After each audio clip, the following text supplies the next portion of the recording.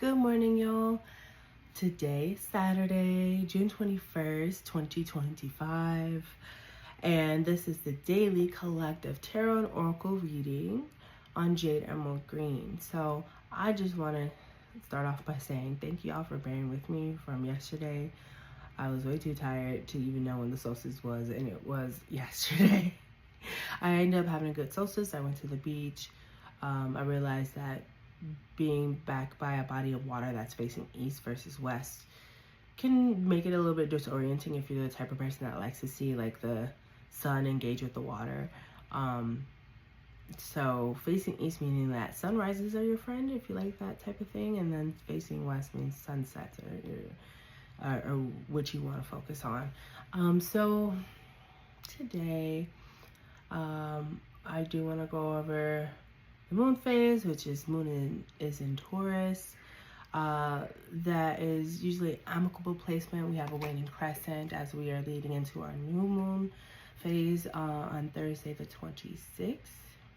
So I want to clarify here though, as we get into our reading, as we have this bullish energy in moon in Taurus leading to tomorrow when it transits into Gemini.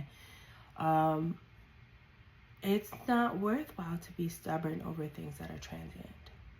Stubbornness tends to work out. It's a really good quality, especially when you're dealing with like long-term things. But when it comes to like things that are shorter term or like more of a fleeting feeling, like don't be stubborn over it. I just feel like I needed to say that, Spirit's checking in. As you enjoy this heat wave on a Saturday. Oh my gosh, how are we gonna live? I turned off the fan because I wanted my candle to be a candle and not just like a pile of wax. But I really want to turn it back on. I care about the audio quality, but right now, audio quality be damned. However, I can't get up, so that's not gonna happen. Don't worry about that. But let's get into the reading today. I changed not the questions themselves, but the verbiage of the question to be more authentic, and I went into that yesterday. So let's just start it off. What the fuck are we doing here? We have the 9 of Swords. So if you look at traditional Rider-Waite-Smith, you kind of know what you're dealing with. You're dealing with 9 swords facing horizontally. You have a woman in the bed or a person in the bed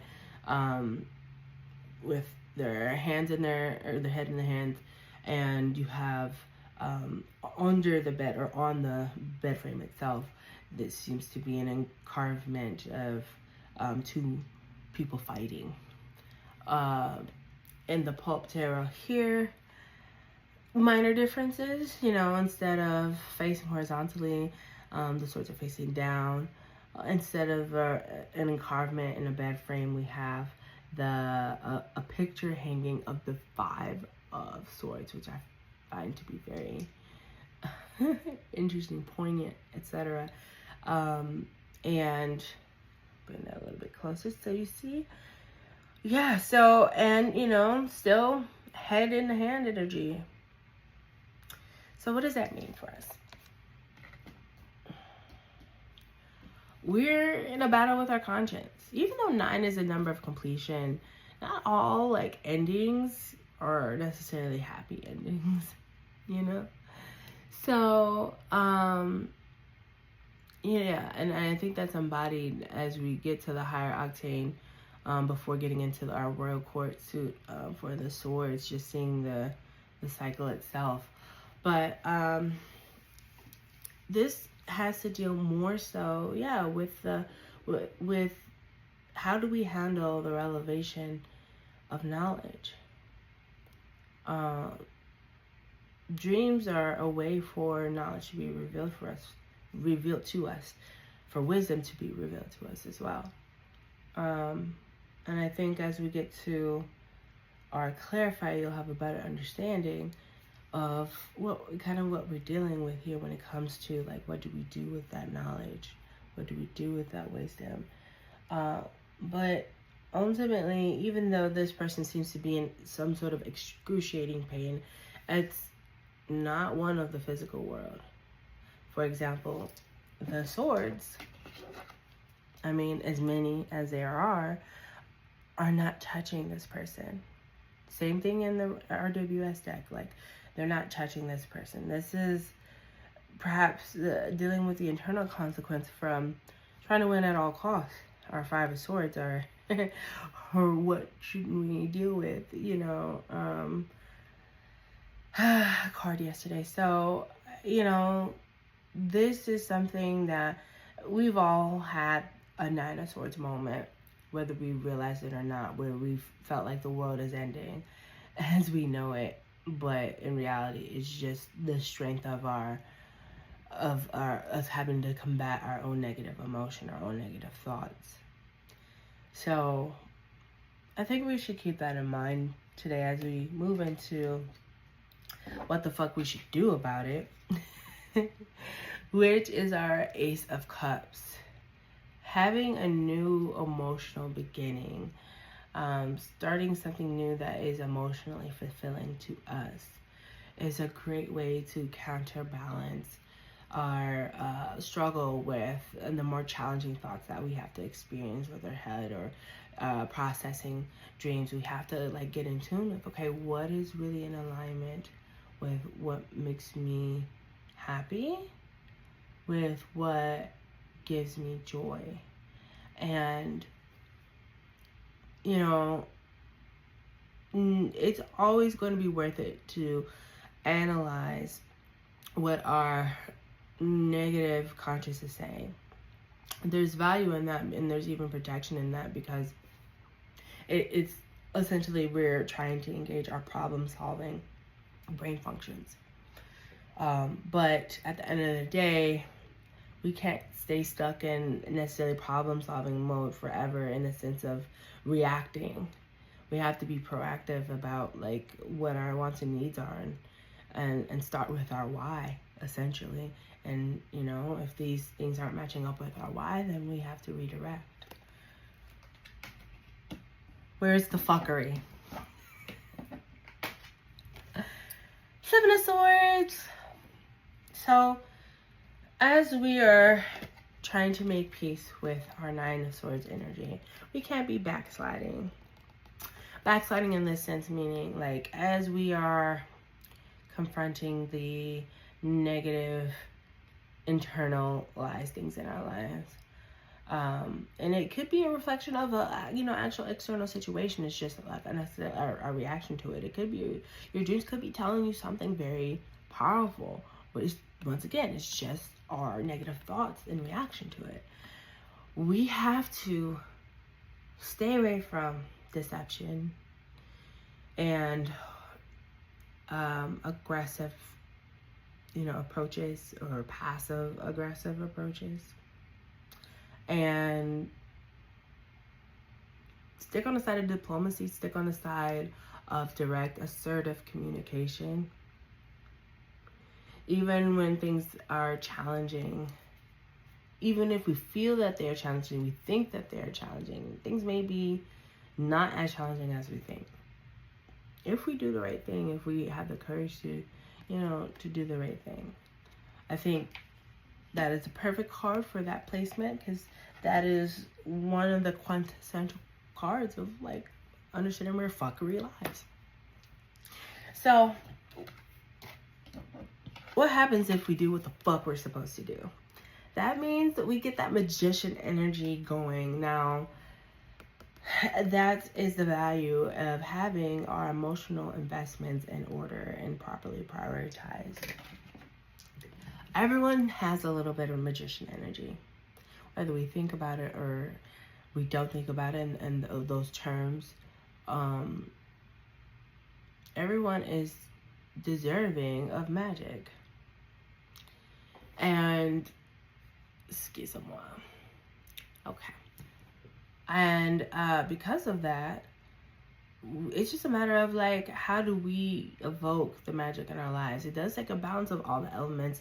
As you can see here, Odu has the coin, the sword, the wand, and the cup. He has everything. In the traditional RWS, there's a white table, yellow background, And, but this, nonetheless, still perfect scenery to convey that we have everything that we need within to evoke our sense of magic, to affect our magician energy into the things we want in our lives.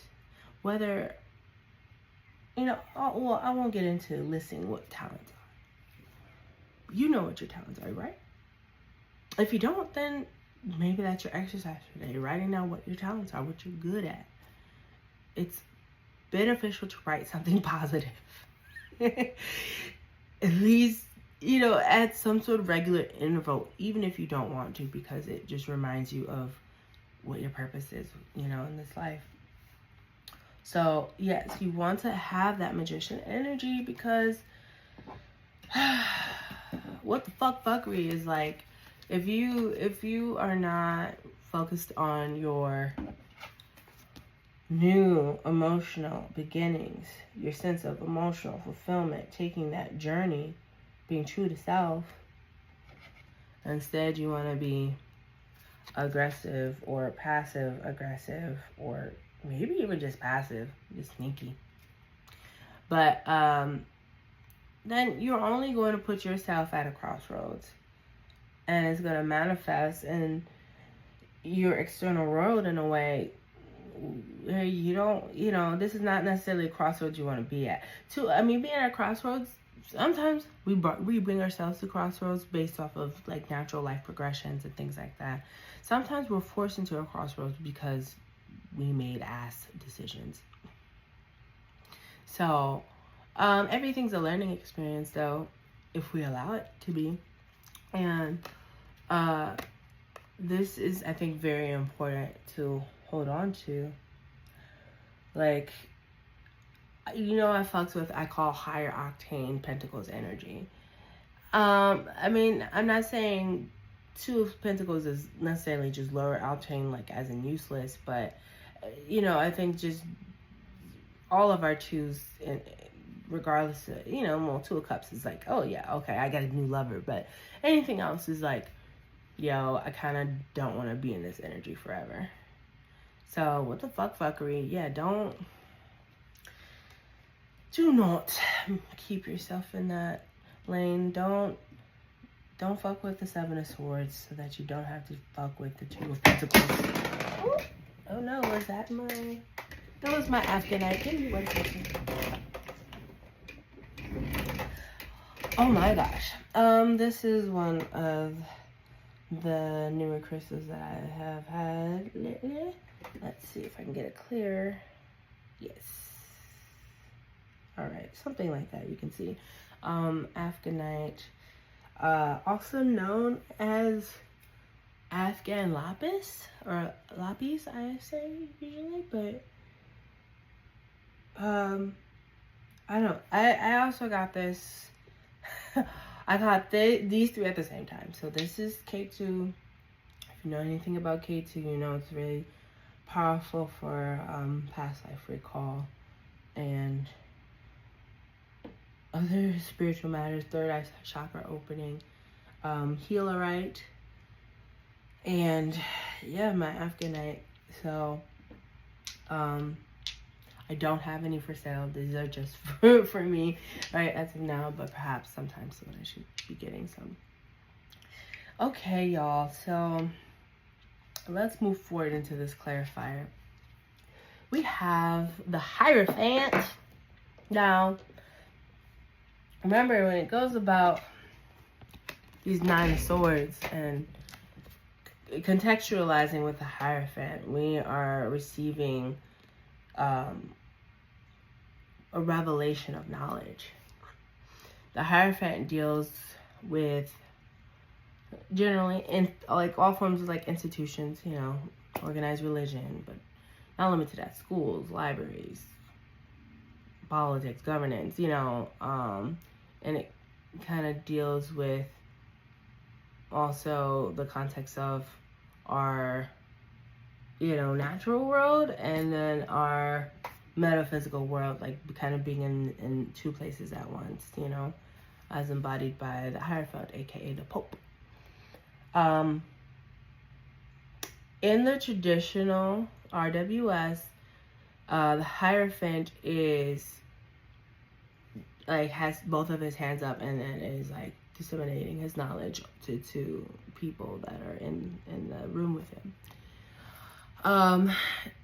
So it is definitely a share your knowledge type of energy.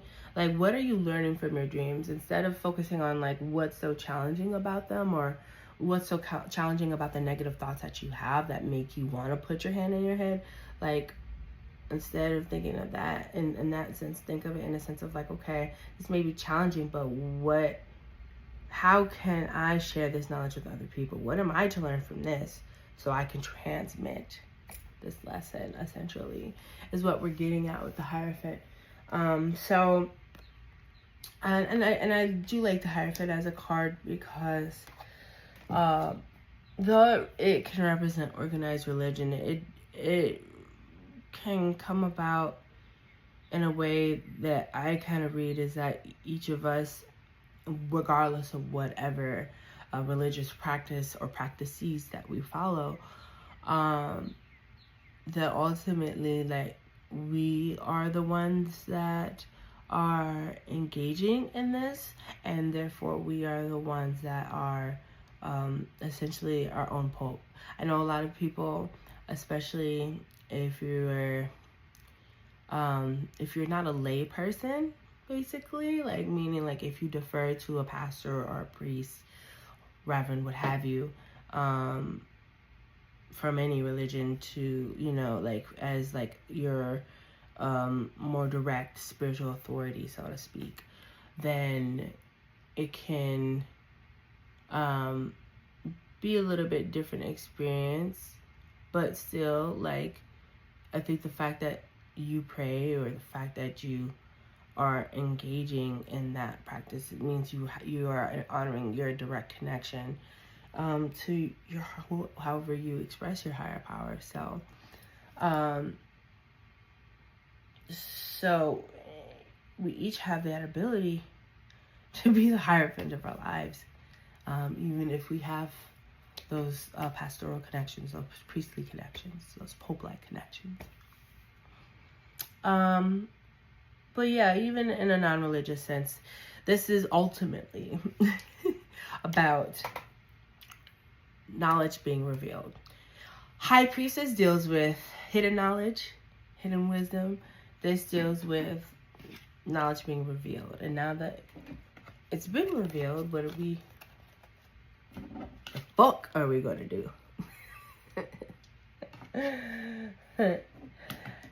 And ultimately, this is what the fuck happens when we do what the fuck we're supposed to do. Okay? So this is all about turning like lemons into lemonade. That's how I see it. Alrighty, let's move on into our oracles. Consciousness and flow. Flow came back from yesterday. Whoop-de-doo. Consciousness, though, like, you know, what are we just talking about? Like, what are we bringing to light? What are we bringing perhaps from our subconscious to the conscious, our unconscious to the conscious, you know, like, so that we can have a better flow in this life, better sense of like internal reciprocity, and in this sense of, I think I tend to talk about reciprocity a lot, especially lately with how the cards coming up, but like, what do you owe to yourself? You know, essentially is the question here. Consciousness being the gray, and flow, of course, being aquamarine. I feel like it's a good balance of the colors, you know. But yeah, like, we have to focus on our consciousness, especially if it's keeping us up at night. And then there needs to be an analysis of like, how do we utilize our consciousness so we're getting adequate sleep. So if you're an insomniac, or someone who may sleep too much even, then, you know, it's time to get a tap in on that consciousness. Alrighty, so we have, for our Celebrity Spirit Oracle, a special guest, Mae West. Now, I vaguely recalled Mae West from, you know, just, I guess, kind of seeing a figure like her on like older movies or older movie like posters that I've seen. But yes, it's sexy and sassy time is what it says. Mae West, since I've gotten this oracle deck, has come up in a lot of readings of mine, and I've come to appreciate her story. But one of the things that wasn't connecting with me was like her voice. Like, what does she sound like? And so this morning after I did this, as I was doing this analysis, I went on to YouTube and just like pulled up like Mae West, you know, I forgot what else I put as a keyword, but this video popped up called The Best of Mae West, and it was everything, by California Dreamin' One. Okay, so I watched that and just seeing clip after clip after clip of like how she carried herself. I was like, oh no, you would never forget someone like Mae West. And she was like in like the early, you know, like not like silent movies, like the early movies, like as Hollywood was first like really emerging in the 1930s and such. And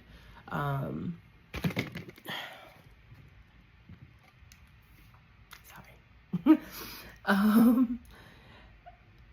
It was very apparent that she was a star from the beginning. So one of the things I learned was that she had been in show business since she was 8. And so by the time the 30s was coming around, she was born, mind you, 1893. And lived until 1980. So she had to been like 87 when she passed, right? So been in the business since she was 8. Like, your entire life is this. And what I've been trying to get at is that the movies that she was in, you know, it was that, I'm not gonna try to replicate the accent, but the, you know, you see, you know, like that type of cadence of dialogue. And I don't know why we let anybody do that shit. That's the only thing. But still, her acting was stellar, and her timing for her lines, stellar. And the lines that she had were funny, like funny as fuck. I saw some of her later, like Tom Selleck back in 1970. I saw an interview she did with Dick Cavett in 1976. I listened to a UCLA speech that she did in 1971. Like, she kept going till her last day. Like, that's a long ass time. I mean, Betty White is, you know, we think of her because she died right before, you know, she turned a hundo. And, you know, we have these people who are just made for that. But when it comes to us and inspiring us, okay, so there's a Mae West quote. When I'm good, I'm very good, but when I'm bad, I'm better. So, you know, like, that is a good mantra for us to have, you know, without getting into like the 7 of Swords energy, you know, where's the fuckery in that?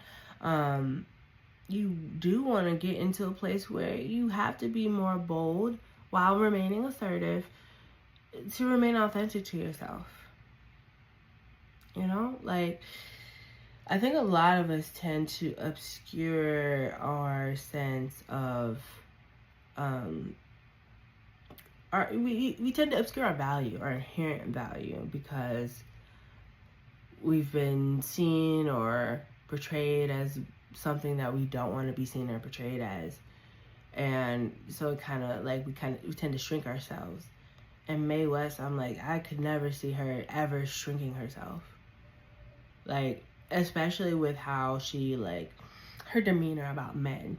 It was like, oh, you know, whatever, you know, like, what is a man to me? Like, you know, I think that's really cool. I don't know. I really appreciate Mae West's journey so much more now, and then especially as a spirit. So what this means for us is that we're being called to be the provocateur, you know, Not the agent provocateur. Don't be no agent provocateur. If you're an agent provocateur, get the fuck out of here. But just, you know, provocate your life. Be bold. Be daring. You know, like, and you know, recognize the beauty that is you. That there is only one you and nobody can replace you. That is essential if we want to really level up in our mission. Moving on to our, I call it our juicy cards, or what's the tea in our broken mirrors. So with what's the tea, we have some moving going on. So this is why you don't want to be stubborn during transient times. Are you moving? Are you helping somebody else move? I know I'm helping, you know, my grandma. It's a moving, you know, not that, I don't know. You're clearing the path. I think is the important thing. No matter which way you're moving, who you're helping move, or anything like that, like, you want to clear the path. A path needs to be cleared somewhere, somehow. And whether that's physically or, you know, just with life circumstance and the more mental situations are dealing with our thoughts and actions, we have to be able to do that type of thing in order to make room for the things that we want, of course. So as it relates to our Nine of Swords or our Hierophant, you know, something has to get moving. Broken mirrors, we're dealing with unknown caller, stalking, hanging up, unknown numbers. Okay, so, you know, I'm gonna pull it a bit just so you can see it. Okay.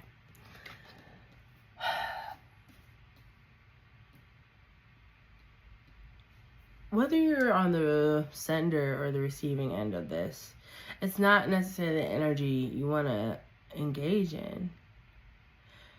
No one wants to call somebody unknown.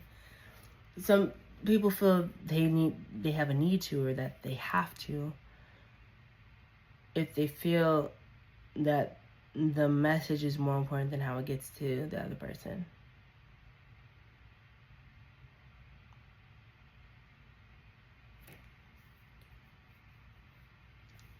So yeah, I don't know, like, if you're feeling the need to do it, don't. Find another way. Like, I feel like there's very few situations where it, like, being the unknown caller is like, okay. If it's like relationship shit and it's just like you're mad about your ex doing something, let that shit go. Like, you know, and if you're on the receiving end of that type of behavior, yeah, don't answer. Don't engage. Because if you already made a decision that you were going to reprioritize your life without that person, then that's something that they need to accept. And I guess it's as simple as that. Don't be a stalker. I know that's easier said than done, particularly with the age of the internet, but you know, I think a lot of us, because it's scrolling, you're not like driving and wasting gas or going across town, you know, like it's just, it's all at your fingertips. And if you already are subject to having an internet, being on the internet all the time, then yeah, it could be easier to engage in that. But just like, we all need to kind of like lessen the amount of time that we're on our phones anyway. So maybe if you find yourself in that type of situation, then yeah, do that. But I think in connection with our tarot and our oracle, other oracle reads, I think this is just going into like that thoughts and actions energy. Like, you know, is this something that's worth it? Is it worth me exerting all this energy over? And that's ultimately the question we gotta ask ourselves. As we are wrapping up, we have our Dark Confessions Oracle, which like it goes along with all this shit. I think of you at night when the world is asleep and my mind is awake. Yeah, that's definitely Nine of Swords. That's definitely unknown caller. You know, if you find yourself thinking about somebody, like write a letter to them.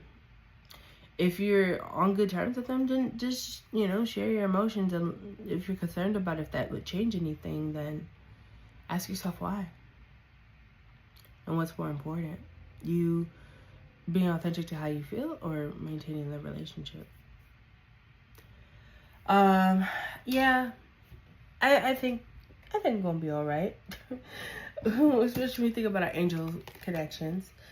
You're alone, but you feel someone caressing your hair or gently touching your back.